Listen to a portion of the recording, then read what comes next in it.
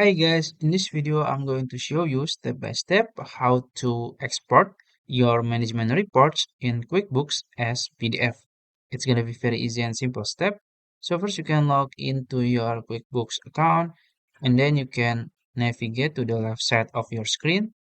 Go to your reports menu here and go to management reports. Click on it.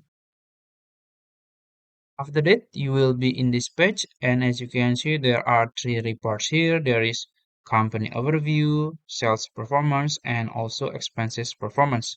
You can choose the file you want to download. Let's say I want to download this file, overview, sorry. You can just choose the report period here. I'm gonna choose this year. If you want to choose another period, it's up to you. And also you can click preview here or you can just click drop down here and export as PDF. Click on it. After that, you will be able to download the file. So I think that's it. If you found this video helpful, please like this video and subscribe to my channel. Thank you.